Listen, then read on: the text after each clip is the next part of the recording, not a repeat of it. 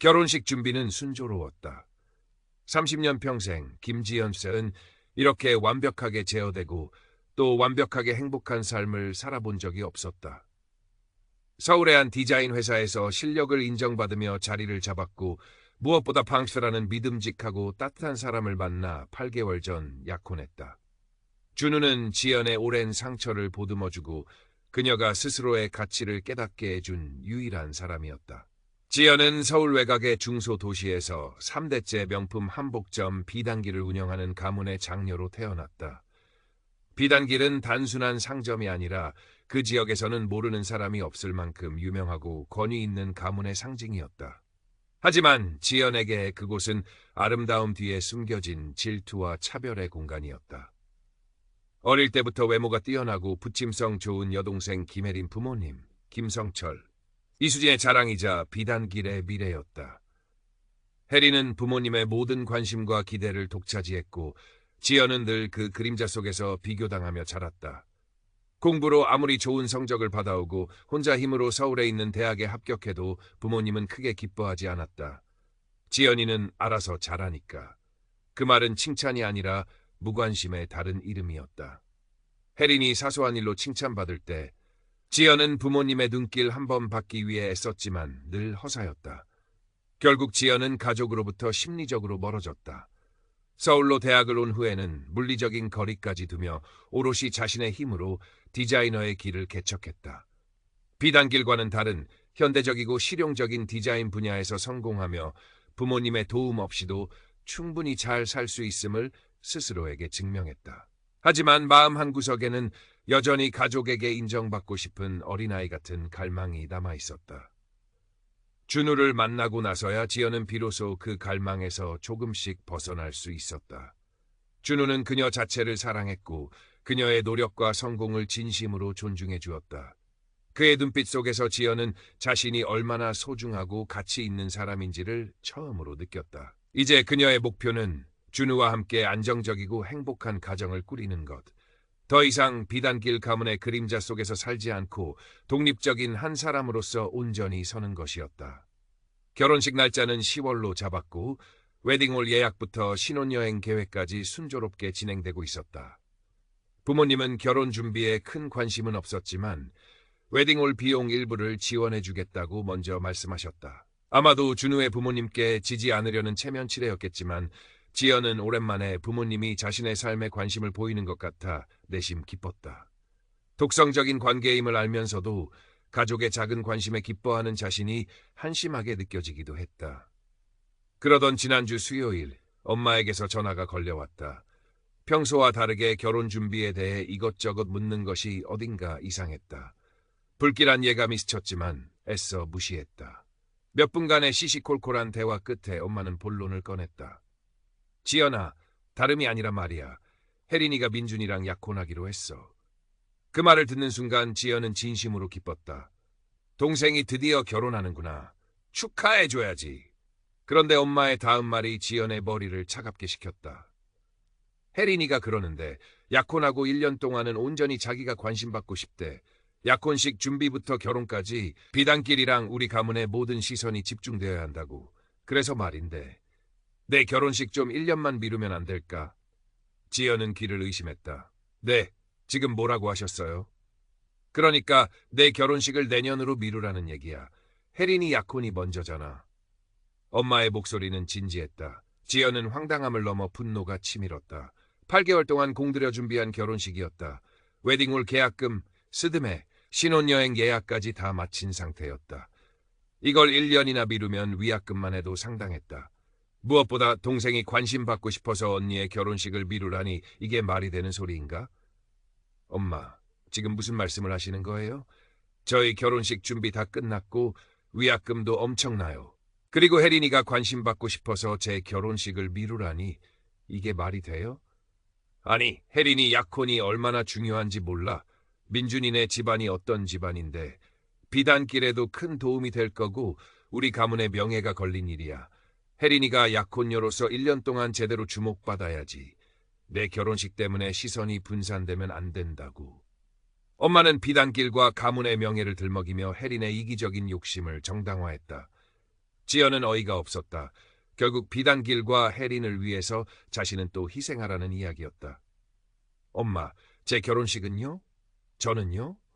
저는 제 결혼식 꿈꿔온 지 얼마나 됐는데요. 내 결혼이야 나중에 해도 되잖아. 혜린이 일은 지금이 아니면 안 돼. 정 못 미루겠다면. 내 결혼식에 비단길에서 지원하기로 한 돈은 없는 걸로 알아. 그리고 가문에서도 네 자리는 없을 줄 알아. 가문 제명. 부모님은 마지막 카드까지 꺼냈다. 비단길 가문의 일원으로서 누리는 명예나 지원은 없다는 노골적인 협박이었다. 지연의 머릿속이 하얘졌다. 평생을 바쳐 비단길 가문의 일원이 되고 싶어 했지만 결국 자신은 언제든 버려질 수 있는 존재였음을 다시 한번 확인하는 순간이었다. 오랜 상처가 터져나오며 분노와 서러움이 뒤섞였다. 엄마, 아빠는요? 아빠도 그렇게 생각하세요? 그래, 아빠도 같은 생각이야. 혜린이 약혼은 가문의 중요한 일이야. 네가 이해해야 한다. 아빠의 목소리는 차갑고 단호했다. 지연은 더 이상 대화할 가치를 느끼지 못했다. 평생 자신을 투명인간 취급했던 부모님이었다. 이제 와서 필요에 따라 자신을 통제하려 들다니. 알겠어요. 그럼 알아서 하세요. 지연은 전화를 끊었다. 손이 부들부들 떨렸다. 눈물이 핑 돌았지만 울지 않았다. 이제 더 이상 이들에게서 아무것도 기대하지 않겠다고 스스로에게 다짐했다. 그날 밤 준우에게 모든 사실을 털어놓았다. 준우는 지연의 손을 꼭 잡아주며 말했다. 말도 안 되는 소리야. 지연 씨, 잘못 하나도 없어. 우리가 같이 준비한 결혼식이야. 절대 미룰 수 없어. 그의 변함없는 지지에 지연은 조금이나마 위안을 얻었다. 하지만 분노는 가라앉지 않았다. 부모님과 혜린의 이기심, 그리고 자신에게 가해진 부당한 협박을 곱씹을수록 화가 치밀었다. 그때 문득 혜린의 과거가 떠올랐다. 몇 달 전 준우와 함께 혜린, 민준과 더블 데이트를 한 적이 있었다. 화장실에 간 혜린이 잠시 휴대폰을 맡겼는데 그때 전 직원 박 실장이라는 이름으로 온 문자 메시지를 보았다. 우리 언제 다시 만나요? 심장이 철렁했다. 혜린이 박 실장과 사귄다는 소문은 들었지만 이미 끝난 관계인 줄 알았다. 혜린에게 물었더니 별일 아니라고 대수롭지 않게 넘겼었다. 그때는 민준에게 말해야 할지 고민했지만 혜린이 더 이상 연락하지 않겠다고 해서 넘어갔었다. 지금 혜린이 자신의 행복을 짓밟으려 하는 상황에서 그 기억이 섬광처럼 스쳐 지나갔다. 충동적으로 지연은 민준에게 전화를 걸었다. 민준 씨, 저 지연 언니예요.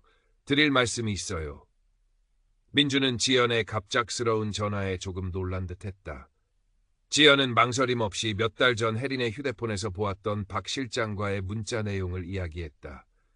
혜린이 박 실장과 아직도 연락하고 있는 것 같다고, 조심하는 게 좋을 것 같다고 말했다. 감정이 격해져서였을까, 말투가 다소 공격적이었음을 나중에야 깨달았다. 하지만 그때는 부모님과 혜린에 대한 분노, 그리고 자신의 결혼식을 지키겠다는 생각밖에 없었다. 이틀 후 엄마에게서 다시 전화가 왔다. 수화기 너머로 엄마의 날카로운 고함 소리가 들려왔다.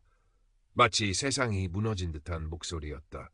김지연, 네가 감히 무슨 짓을 한 거야? 네가 어떻게 이럴 수가 있어? 엄마는 지연이 민준에게 혜린의 불륜 사실을 일러바쳤다고 소리쳤다. 민준이 혜린에게 전화해서 사실을 추궁했고 혜린은 처음에는 부인하다가 결국 인정할 수밖에 없었다는 것이다. 결국 민준은 혜린에게 파혼을 통보했다고 했다. 수화기 너머로 혜린의 울음 섞인 고함과 욕설이 들려왔다. 언니, 네가 내 인생 망쳤어. 너 가만 안 둬.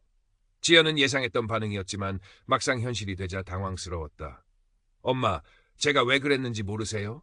엄마랑 아빠가 제 결혼식 취소하라고 협박했잖아요. 가문 제명까지 들먹이면서. 그게 파혼이랑 무슨 상관이야. 네가 혜린이 약혼을 깨뜨렸잖아. 네가 가문의 명예를 더럽혔어. 아빠의 목소리가 끼어들었다. 당장 비단길 지원금은 없던 걸로 해. 그리고 너는 이제 우리 가문 사람이 아니야. 지연은 몸이 떨렸다. 죄책감, 분노, 그리고 모든 것을 잃은 듯한 절망감이 밀려왔다. 부모님, 혜린, 그리고 결혼식까지. 준우가 이 사실을 알면 자신에게 실망할까봐 두려웠다. 혜린에게 수없이 전화하고 문자를 보냈지만 답이 없었다. 준우는 출장 중이라 아직 이 모든 상황을 알지 못했다. 스트레스와 죄책감이 지연을 짓눌렀다. 혜린의 관계를 망쳤다는 죄책감과 부모님에게 버려졌다는 상실감이 뒤섞였다. 준우가 출장에서 돌아오자 지연은 울면서 모든 것을 털어놓았다. 준우는 지연을 꼭 안아주며 말했다. 지연 씨, 당신 잘못 아니야. 당신은 진실을 말했을 뿐이야. 어쩌면 더 일찍 말했을지도 몰라. 그의 말에 지연은 큰 위안을 얻었다. 결혼식은 예정대로 진행하기로 했다. 부모님의 지원 없이 예산을 줄여야 했지만 준우는 함께 방법을 찾자고 했다. 친구들과 지인들에게 상황을 설명하고 도움을 요청했다.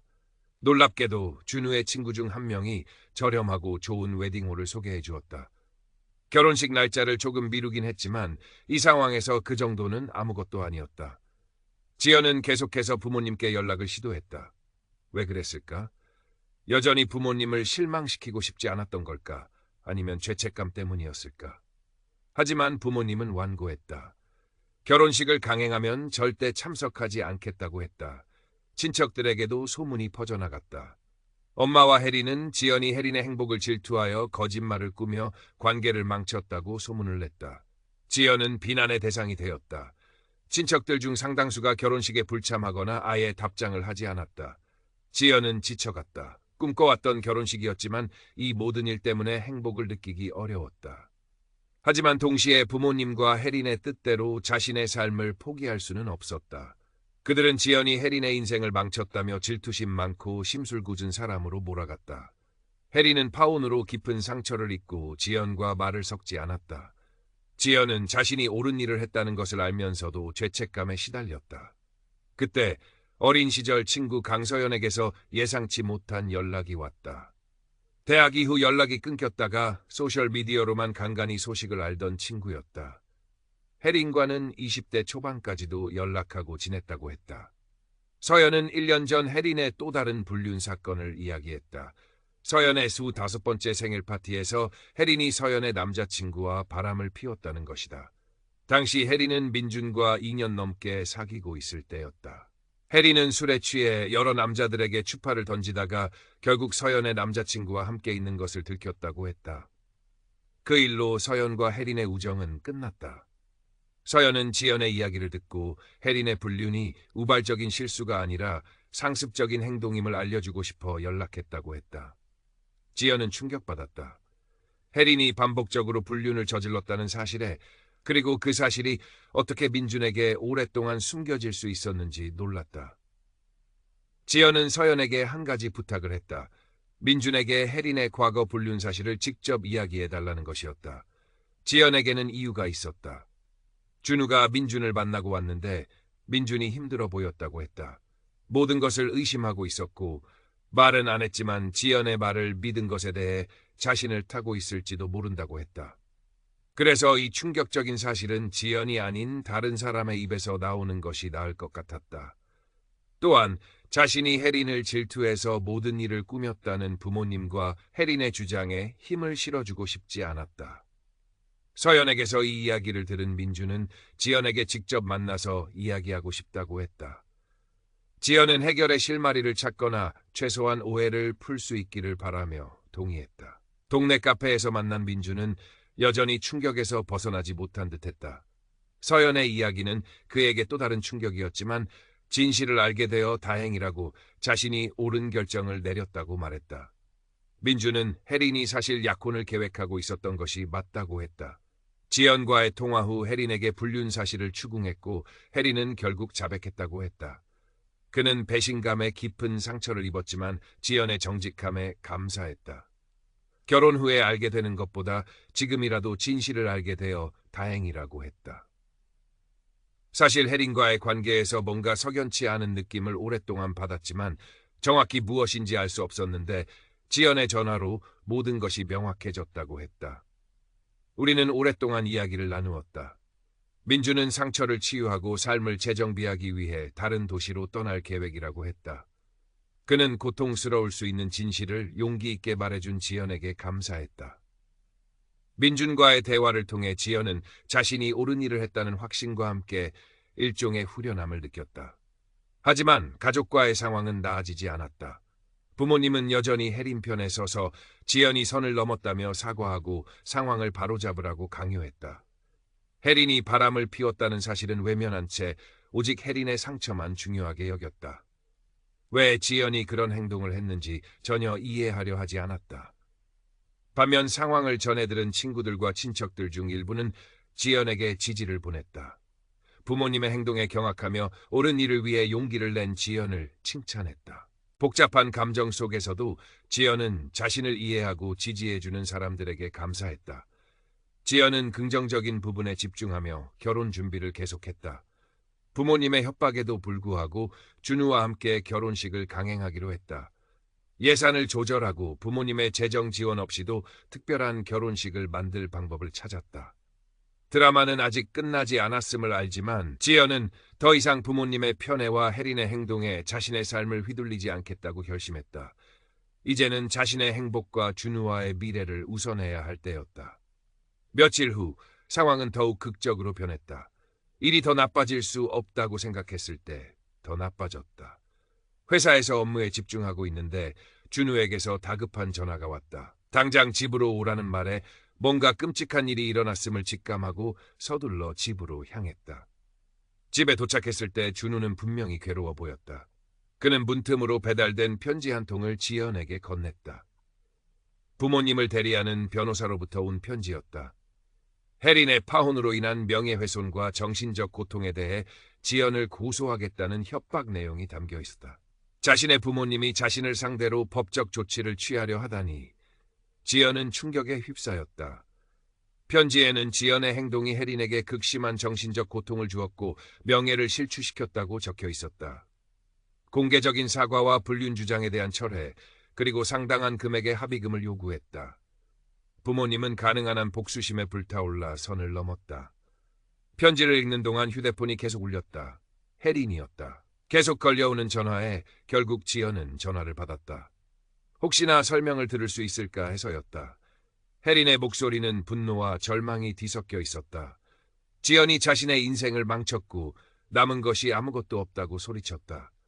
민준이 공통 친구들과 직장 동료들에게 불륜 사실을 이야기해서 소문이 걷잡을 수 없이 퍼졌고 결국 직장에서 해고당했다고 했다. 혜린은 이제 가십과 비난의 대상이 되었고 문제 있는 사람으로 낙인 찍혀 해고되었다는 것이다. 부모님에게서 법적 협박까지 받고 나니 지연은 혜린이 자업자득이라는 생각이 들었다. 혜린에게 자신의 행동에 책임을 져야 한다고 설명하려 했지만 혜린은 위로받을 수 없는 상태였다. 지연을 질투심 많고 복수심에 불타는 사람이라고 비난하며 항상 자신이 실패하기를 바랐다고 주장했다. 대화는 지연을 지치고 절망스럽게 만들었다. 준우와 지연은 남은 저녁 시간 동안 앞으로 어떻게 해야 할지 논의했다. 부모님과의 법적 싸움에 휘말릴 여유가 없었지만 그렇다고 그들의 협박에 굴복할 수도 없었다. 부모님은 아마도 지연이 결혼 자금을 마련하느라 빠듯하다는 것을 알고 이 소송으로 지연의 숨통을 끊으려 했을 것이다. 다음 날 지연은 변호사를 찾아가 조언을 구했다. 변호사는 상황에 충격받았지만 지연에게 유리한 점이 많다고 안심시켰다. 혜린의 불륜 증거와 그것이 민준과의 관계에 미친 영향을 수집하라고 조언했다. 또한 부모님이 소송을 강행할 경우 역고소할 준비를 하라고 했다. 이 모든 일이 진행되는 동안 예상치 못한 전화가 또 왔다. 이번에는 민준의 어머니였다. 상황을 전해 들었다며 지연에게 민준에게 진실을 알려줘서 고맙다고 했다. 민준이 큰 충격을 받았지만 평생의 약속을 하기 전에 알게 되어 감사하게 생각한다고 했다. 민준이 새로운 시작을 위해 다른 도시로 이사할 계획이라고도 덧붙였다. 민준 어머니의 전화는 혼란 속에서 작은 위안이 되었다. 즉각적인 파장에도 불구하고 자신이 옳은 일을 했다는 것을 다시 한번 상기시켜 주었다. 부모님과 혜린이 아무리 발버둥 쳐도 그들이 잘못했다는 사실은 변하지 않았다. 그 주말 상황은 또 다른 극적인 국면을 맞았다. 부모님이 예고 없이 지연의 집에 찾아왔다. 그들은 격분하여 지연과 이야기하겠다고 요구했다. 준우가 그들을 진정시키려 했지만 곧 고함이 오가는 싸움으로 번졌다. 아빠는 지연이 가족을 파괴했다며 비난했고 엄마는 울면서 혜린과의 관계를 바로잡으라고 애원했다. 그들은 요구에 따르지 않으면 재정 지원을 끊고 소송을 진행하겠다는 협박을 반복했다. 지연은 굴복하지 않고 단호히 맞섰다. 혜린의 행동에는 대가가 따르는 것이며 진실을 말한 것에 대해 사과하지 않겠다고 말했다. 대면은 부모님이 소송을 진행하겠다고 맹세하며 폭풍처럼 집을 나서는 것으로 끝났다. 다음 며칠은 법률 상담과 감정적인 혼란의 연속이었다. 지연과 준우는 결혼 준비에 집중하려 했지만 스트레스가 너무 심했다. 상황을 전해 들은 친척들로부터 메시지를 받기 시작했는데 일부는 지지를 보냈고 다른 일부는 지연의 행동을 비난했다. 지연은 이 모든 드라마에 준우를 끌어들인 것이 미안했지만 그의 지지에 감사했다. 이 와중에 예상치 못한 메시지가 도착했다. 혜린의 과거 불륜을 알려줬던 어린 시절 친구 서연이었다. 서연은 부모님이 법적 조치를 취할 경우 자신의 파티에서 일어났던 일에 대해 증언해주겠다고 제안했다. 서연의 지지와 수집하고 있는 증거들 덕분에 지연은 희미한 희망을 느끼기 시작했다. 이 싸움이 아직 끝나지 않았다는 것은 분명했지만 지연은 단호하게 맞서 옳은 일을 위해 싸우기로 결심했다. 이 모든 과정에서 온라인 커뮤니티의 사람들은 지연에게 큰 지지가 되어주었다. 쉽지 않은 시간이었지만 그들은 지연에게 명확한 관점을 제시해 주었다. 며칠 더 시간이 흘렀고 상황은 절정에 달했다. 부모님과 혜리는 직접 만나서 모든 것을 논의하자고 강력히 요구했다. 지연과 준우는 이 대면이 마침내 어떤 명확성과 해결을 가져다 줄지도 모른다는 희망으로 동의했다. 우리는 환경을 통제하고 공개적인 소란을 피하기 위해 지연의 서울 자택이 아닌 부모님이 운영하는 비단길 한복점에서 만나기로 했다. 그곳은 지연에게 상처의 공간이었지만 동시에 가문의 상징이자 진실이 드러나야 할 장소라고 생각했다. 비단길 한복점은 여전히 아름다웠다. 화려하고 기품 있는 한복들이 진열되어 있었고 은은한 향이 공간을 채웠다. 하지만 그 아름다움과는 대조적으로 공기는 팽팽한 긴장감으로 가득했다. 부모님과 혜린이 도착했고 우리는 비단길 안쪽에 마련된 응접실에 마주 앉았다. 그들은 지연이 사과하고 용서를 빌 것이라고 예상하는 듯 기대 어린 눈빛으로 지연을 바라보았다. 하지만 지연은 물러설 생각이 없었다. 지연은 방 안의 어색한 침묵을 깨고 입을 열었다. 오늘 왜 다들 모였는지 압니다. 하지만 더 이야기하기 전에 한 가지 분명히 할 게 있어요. 저는 사과하러 온 게 아닙니다. 사실을 이야기하러 온 겁니다. 부모님과 혜리는 혼란스러운 표정으로 서로를 쳐다보았다. 예상치 못한 지연의 태도에 당황한 기색이 역력했다. 지연은 심호흡을 하고 자신의 이야기를 시작했다. 몇 달 전 더블데이트 저녁 식사 때 혜린이가 제게 휴대폰을 맡겼던 거 기억하죠? 그때 저는 우연히 혜린이가 전 남자친구 박 실장과 연락하고 있다는 걸 알게 됐어요. 민준 씨와 진지하게 사귀고 있을 때였는데 말이죠. 지연은 혜린의 얼굴이 창백해지고 자리에서 불편하게 몸을 움직이는 것을 보았다. 그때 혜린이는 그게 한 번의 실수였다고 했죠. 하지만 우린 그게 사실이 아니라는 걸 알잖아요. 지연은 말을 이어가며 준비해온 서류철을 꺼냈다. 저는 서연이와 이야기했습니다. 1년 전 서연이 파티에서 혜린이가 서연이 남자친구와 바람 피우다 걸렸다는 걸 확인했어요. 이건 한 번의 실수가 아니라 상습적인 행동 패턴입니다. 지연은 서연의 자필 증언서를 부모님과 혜린 앞에 내밀었다. 부모님과 혜린은 서류를 훑어보며 혼란스러웠던 표정이 충격으로 변했다. 하지만 이것이 끝이 아니었다. 지연은 또 다른 증거를 꺼냈다. 혜린이는 몰랐겠지만 저는 혜린이가 서연이에게 보낸 문자 메시지도 가지고 있습니다. 거기서 혜린이는 불륜 사실을 인정하고 서연이에게 민준에게 말하지 말아달라고 애원했죠. 이 메시지들에는 시간 기록이 다 남아있고 의심의 여지가 없습니다.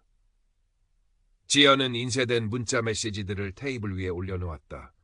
엄마는 숨을 들이켰고 아빠의 얼굴은 분노로 붉어졌지만 이번에는 지연이 아닌 혜린을 향한 분노 같았다. 그리고 이건 민준 씨의 편지입니다. 민준의 편지에는 지연과의 통화 후 혜린에게 불륜 사실을 추궁했고 혜린이 결국 자백했다는 내용이 상세히 적혀 있었다. 또한 혜린의 불륜이 자신에게 얼마나 큰 정신적 고통을 주었는지 그리고 그것이 약혼을 취소하게 된 결정적인 이유가 되었는지 설명되어 있었다. 부모님은 할 말을 잃었다. 눈앞에 놓인 압도적인 증거들을 보며 반박할 수 없었다. 혜린은 눈물이 가득했지만 아무 말도 하지 못했다. 상황의 심각성을 깨달은 듯했다. 이제 부모님께서 저에게 명예훼손과 정신적 고통으로 고소하겠다고 협박하셨던 것에 대해 이야기하죠. 지연은 단호한 목소리로 말했다. 이 증거들을 보시면 아시겠지만 제가 말한 모든 것은 사실입니다. 부모님께서는 저를 고소할 법적 근거가 전혀 없습니다. 오히려 부모님께서 소송을 강행하신다면 저는 역고소할 충분한 근거를 가지고 있습니다. 방 안은 침묵에 잠겼다. 부모님과 해리는 충격에 빠져 현실을 받아들이지 못하는 듯했다. 지연은 오랫동안 느껴보지 못했던 안도감을 느꼈다. 마침내 자신을 위해 일어섰다는 사실에. 해리나. 지연은 해린에게 마지막으로 말했다. 내가 이 모든 일을 질투심이나 복수심 때문에 했다고 생각하겠지만 아니야. 이건 옳은 일이었어.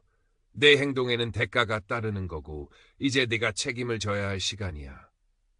그리고 부모님에게 말했다. 제 결혼식은 예정대로 진행합니다. 부모님의 지원이 있든 없든 준우 씨와 저는 결혼할 거예요. 누구도 우리의 행복을 망치게 두지 않을 겁니다. 지연은 자리에서 일어섰다. 이것으로 대화가 끝났음을 알리는 신호였다. 이 순간이 우리 모두에게 전환점이 되기를 바랐다. 지연은 방을 나서며 해방감을 느꼈다. 오랜만에 자신의 삶을 통제하고 있다는 느낌이었다. 부모님과 해리는 소송을 강행할 수도 있겠지만 이제 그들은 지연이 정면으로 맞설 것이고 그들에게 좋을 결과는 없을 것이라는 것을 알게 되었다. 준우와 지연이 새로운 삶을 향해 나아가는 동안 친구들과 친척들의 지지가 큰 힘이 되었다. 가족과의 관계 회복은 길고 어려운 길이 될 것임을 알았지만 우리는 함께 맞설 준비가 되어 있었다. 결국 자신을 위해 일어서고 옳은 일을 한 것은 오랫동안 지연이 갈망했던 평화와 안정을 가져다 주었다. 준우와 함께 미래를 바라보며 지연은 이 모든 어려움을 헤쳐나온 우리가 더 강해졌음을 알았다. 그리고 이 모든 것은 온라인 커뮤니티 사람들의 격려와 조언 없이는 불가능했을 것이다. 그들의 이야기와 지지로부터 지연은 많은 것을 배웠다. 부모님과 해리는 지연이 제시한 증거 앞에서 완전히 무력해졌다. 비단길의 명예를 그토록 중시했던 부모님은 해린의 상습적인 불륜과 자신들의 은폐 시도가 오히려 가문의 명예를 땅에 떨어뜨렸다는 지연의 말에 충격을 받았다. 해린은 모든 것이 드러나자 절망하며 울음을 터뜨렸지만 여전히 자신의 잘못보다는 지연을 원망하는 눈빛이었다. 대면은 결국 아무런 화해나 이해 없이 파국으로 치달았다.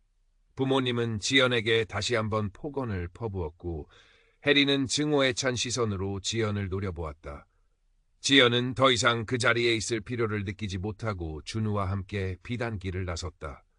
문을 닫고 나오는 순간 지연은 무거운 짐을 내려놓은 듯한 해방감을 느꼈다. 수십 년간 자신을 짓눌렀던 가족의 그림자에서 비로소 벗어나는 순간이었다. 집으로 돌아오는 길 준우는 묵묵히 지연의 손을 잡아주었다. 그의 따뜻한 온기만이 지연에게 현실감을 느끼게 해주었다. 지연은 자신이 옳은 일을 했다는 확신과 함께 가족을 완전히 잃었다는 슬픔, 그리고 앞으로 겪게 될 후폭풍에 대한 두려움 등 복잡한 감정에 휩싸였다. 하지만 후회는 없었다. 더 이상 그들의 뜻대로 휘둘리며 자신을 희생하지 않겠다고 결심했기 때문이다. 부모님은 결국 지연에 대한 소송을 강행하지 못했다. 변호사는 지연이 가진 증거들이 너무 강력하고 오히려 부모님이 명예훼손과 협박으로 역고소를 당할 위험이 크다고 조언했을 것이다. 비단길 가문의 명예를 그토록 중요하게 생각하는 부모님이 자신들의 치부를 세상에 드러낼 위험을 감수할 리 없었다. 하지만 소송 위협은 사라졌어도 가족과의 관계는 완전히 단절되었다. 부모님은 지연에게 더 이상 연락하지 않았고 지연 또한 먼저 연락하지 않았다. 비단길의 명예는 해린의 불륜과 파혼 소문, 그리고 부모님의 무리한 대처로 인해 지역사회에서 큰 타격을 입었다. 비단길의 단골 고객들 사이에서도 좋지 않은 소문이 돌았고 일부 거래처에서는 관계를 끊기도 했다.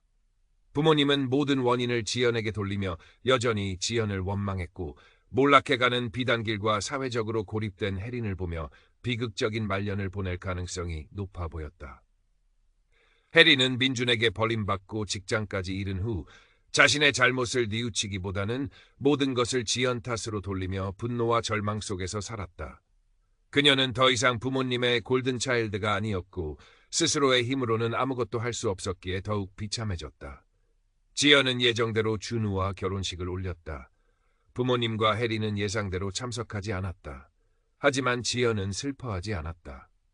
준우의 가족들은 지연을 따뜻하게 맞아주었고 진실을 아는 소수의 친척들과 친구들이 결혼식에 참석하여 진심으로 축하해 주었다. 특히 서연은 지연의 옆을 지키며 용기를 북돋아 주었다. 결혼식은 화려하지는 않았지만 지연에게는 그 어떤 결혼식보다 소중하고 의미 있는 날이었다. 사랑하는 준우와 함께 자신을 진심으로 아끼고 지지해주는 사람들 앞에서 새로운 시작을 맹세했다. 부모님의 부당한 요구와 혜린의 이기심, 그리고 그로 인한 모든 고통은 지연을 더 강하게 만들었다. 결혼 후 지연은 준우와 함께 행복한 가정을 꾸렸다.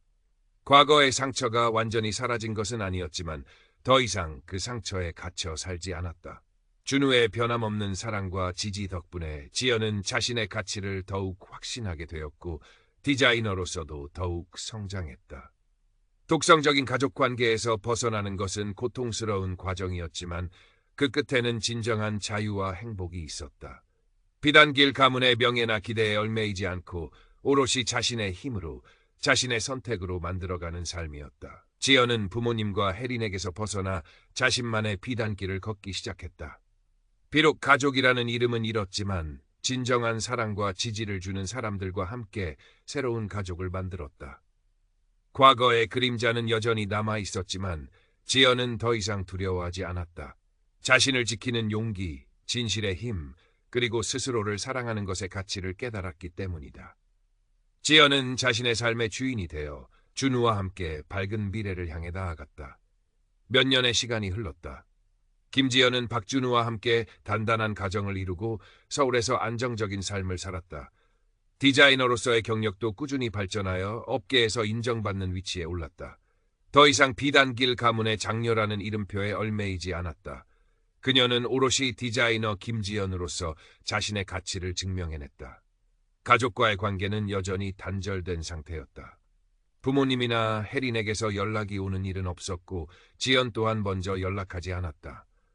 가끔 중소도시에 사는 친척들을 통해 비단길의 소식을 간간히 들을 뿐이었다.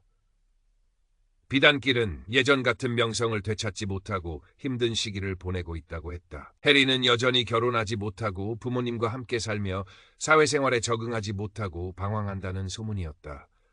부모님은 혜린을 여전히 감싸고 돌며 모든 불행의 원인을 지연에게 돌리고 있다고 했다.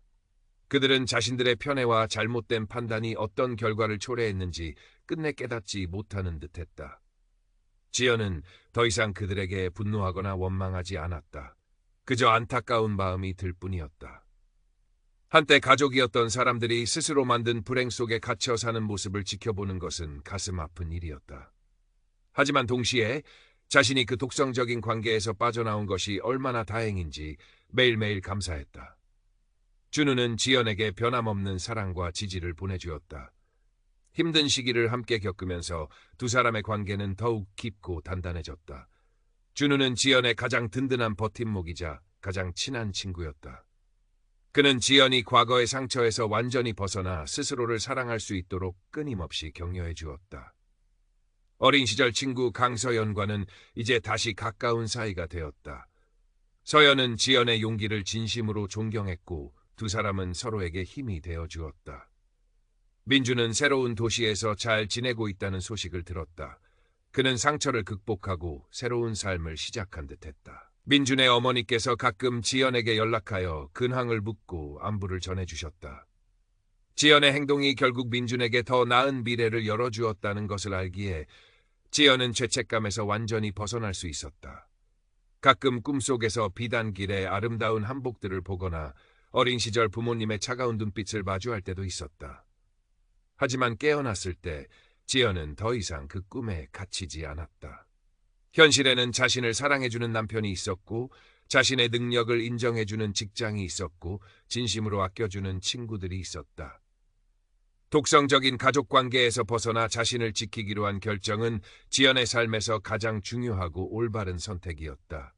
그 과정은 고통스럽고 외로웠지만 그 끝에서 지연은 진정한 자신을 찾고 행복을 얻었다. 가문의 명예나 부모의 기대가 아닌 나 김지연으로서의 삶.